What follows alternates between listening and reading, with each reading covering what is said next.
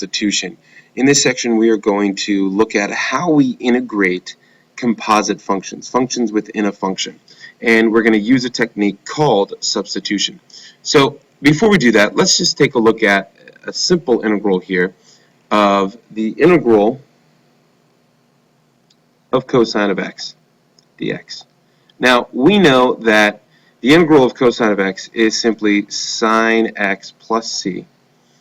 And we know that if we take a derivative of this with respect to x, so if we take a derivative with respect to x of sine x plus c, we get back to cosine of x. All right? Well, this may lead us to believe that if we want to integrate cosine of 2x dx, that it's just going to equal sine of 2x plus c. But we find that if we take the derivative of this, if we take a derivative of sine of 2x plus c with respect to x, that actually we get a 2 cosine of 2x. And that is not the same as the cosine of 2x. Now, we've learned a quick little rule with these trig functions earlier that whenever we have a linear coefficient inside of a trig function, we just multiply by the reciprocal of that coefficient to take care of it. And I explained to you that that just takes care of the chain rule. All right, but we didn't really go into any deeper reasoning, which that is true that the integral of cosine of 2x dx is simply 1/2 sine of 2x plus c. And so it was just explained as, well, if you take the derivative, this 2 is going to pop out and it needs to cancel out. Okay, well, that's as far as we went before, but now we're actually going to dig into the idea behind this. So let's say we have a function, let's get rid of that there. Let's say we have a function big F such that big F prime of x is equal to little f of x. All right, and let's say we have a function inside of big F that we're going to call g. So we have a composite function big F of g of x. Okay, this could simply just be a polynomial inside of a trig function, or just a polynomial inside of something being squared or raised to a power, anything like that. All right, well, if we want to take a derivative of this with respect to x, we know that we have to use the chain rule, that we take the derivative of the outside function, so that's big F prime, and we still have that same g function inside of that, but then we have to multiply by the derivative of that inside function, so we multiply by g prime of x. Well, this is simply going to be, if this big F prime is f of x, little f, we can say that this is just the composite function of little f of g of x times g prime of x. Now, this may not seem all that significant. It may just be, well, hey, yeah, that's the chain rule. We've done that already with derivatives. But this little rule here is actually very helpful to us in that we can go backwards. If we have the integral of some composite function, but we have the derivative of the inner function hanging outside with our differential, well, we know that's simply going to equal the antiderivative of this outer function of our inner function. And so that gives us a capability of integrating these products of functions if they align to a certain situation. Okay, so let's look at this formally here. And let's say that we're going to introduce a variable u, and another term for this method of substitution is actually u substitution, because we use the variable u a lot to simplify things. So we're going to let u equal that inner function g of x, and we're going to assume that g is continuous on an interval and f is continuous on that same corresponding range of g. So g has to be a continuous function, and then when you get the outputs of g, those are the inputs of f, and f needs to be continuous on the range of g. And then what that means is on that interval, if we have the integral of f of g of x times g prime of x dx, then we can say that's just simply the integral of f of u du. And this looks like a much nicer function in that when we integrate that, that's just going to be our antiderivative of f, assuming that big F prime is equal to f of u plus c. Okay, so let's look at a procedure that we're going to use here with all of these types of substitution problems. So in these substitution problems, we're going to be given an indefinite integral involving a composite function. So that's the first tip. If you have a composite function, a function within a function, then you may need to use substitution. Okay, so you have to identify the inner function. Whatever the inner function is, you're going to call that u. And that is going to be your substitution part.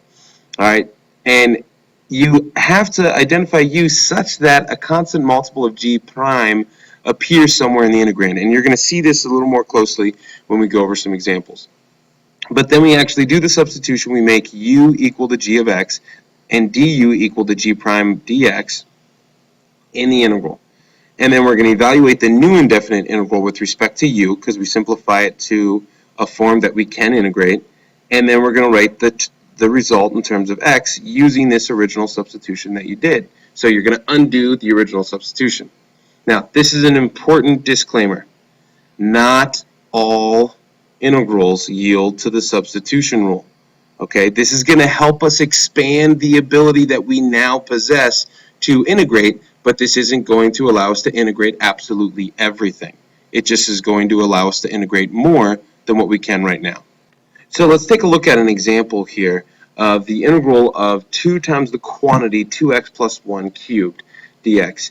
And so we have to identify, is this a composite function? And yes, we have an inner function of 2x plus 1 being cubed, the outer function is being cubed. So let's identify the inner function and call it u. So u is equal to 2x plus 1. Now the trick is, what is du? If u is 2x plus 1, then du is going to be the differential. Well, how does 2x plus 1 change with respect to x? Well, that's going to be a 2, but then we got to keep that differential dx out here, and the derivative of 1 is just 0. So we identify that, well, this 2x plus 1, what we have here is actually u cubed. All right, so this right here is talking about u cubed, and then what we have left is a 2 and a dx, so that represents our du. So essentially, we have the integral of u cubed du. Okay, we have to make sure that we account for everything in our integral. We've got the 2x plus 1 cubed, that's u cubed, the 2 dx, that's du. Well, we can evaluate this integral and say that this is going to be 1/4 u to the 4th, all right? And don't forget our plus c. And now we want to undo the substitution that we did originally. Well, we originally said u was equal to 2x plus 1. So let's put the 2x plus 1 back in and say that this is going to be 1/4 times the quantity 2x plus 1 raised to the 4th plus c. Okay, we don't have to change c because c is just some constant of integration and it's just going to remain classified as c. If we happen to take the derivative of this, we find that using the chain rule, this 4 will come down as a coefficient, cancel out the 1/4, and that will be raised to the 3rd power, and then take the derivative of the inside, and that gives us a 2. And so we end up with 2 times the quantity, 2x plus 1 raised to the 3rd power. So this is our antiderivative, or our general form of the antiderivative, the indefinite integral of 2 times the quantity 2x plus 1 cubed. All right, now let's look at another example. Okay, we have x to the 4th times the quantity x to the 5th plus 6 raised to the 9th. Now, both this and the previous example could be done without substitution, but it takes some binomial expansion and then the distributive property to get us into a big polynomial that we could integrate, but then would be a lot tougher, and then we'd have to figure out how to simplify it later and recognize that it's still a binomial raised to a power, and it's just going to create a lot more work for us. So using substitution can help simplify and get things done more quickly. So let's identify the innermost function, and in this case, the innermost function is going to be the x to the 5th plus 6. So that's what we call u. u is x to the 5th plus 6. Well, what's du? If that's u, then du is 5x to the 4th dx, and then plus 0 because derivative of 6 is 0. Well, right here, we have x plus 6 raised to the 9th. So that is going to be u to the 9th. But if we look at what's left, we have an x to the 4th and a dx. So this right here is not du. It's a fraction of du. It's close. It's got the key components. It has the x to the 4th and dx. But du is really 5 times that quantity. We only have 1 times that quantity, so we have 1/5 du. And that's the important part, understanding that we have 1/5 of our du. So our integral here is actually going to be the integral of, and I'm going to put the 1/5 out front because if it's a constant, I'll put it out in front of the integral. 1/5 of the integral of u to the 9th du. So now we have that 1/5 and we can integrate u to the 9th. Well, u to the 9th just gives us 1/10 that pops out, and we're multiplying by u to the 10th plus c, and we make our substitution again, and we end up getting 1/50th of the quantity x to the 5th plus 6 raised to the 10th plus c. And that is the indefinite integral here. Once again, take the derivative, apply the chain rule, you'll see that it comes out to what we had in our integrand. Now let's look at a trig function here. Let's say we have cosine cubed x times sine x dx. So these might be a little more difficult to identify. Well, what's u? Do I say sine x is u, or do I say cosine x? So we have to identify what is the inner function. Well, cosine is actually being cubed here. So let's say that cosine is our u. So cosine x is u. That makes du a negative sine x dx. Okay, let's not forget the negative here. All right, so if u is cosine x, du is negative sine x dx. So let's identify what we have. Well, we have our u being cubed, so this is u cubed. But then what do we have left? We have close to our du, but actually we have a negative du, because du is a negative sine dx. This is a positive sine dx. So what we have in our integral is a negative du. So this is really the integral of u cubed du, but it's the negative of it because we have a negative du. So this gives us a negative 1/4 u to the 4th plus c. Undo our original substitution, and this is negative 1/4 cosine to the 4th x plus c. Take the derivative of that, and we will wind up with our original integrand of cosine cubed x times sine x. All right, so what this does, this actually opens the door to integrate a few of the trig functions we have left. Actually, 4 of the trig functions we have left. Up to this point, we don't know how to integrate or find the antiderivative of tangent, secant, cosecant, or cotangent. So now we can. The integral of tangent. Well, let's rewrite this and say it's the integral of sine x over cosine x dx. And so let's use u substitution here, and we have to identify what's the inner function. How is this a composite function? And you might think, well, it's not a composite function, it's a quotient of 2 functions. And yet it is a composite function. We have cosine as our inner function being raised to the negative first power, or we have 1 over cosine. So cosine is actually our inner function here, so we're going to say u is equal to cosine of x. So once again, du is going to be a negative sine x dx. So the same exact substitution that we had in the last problem.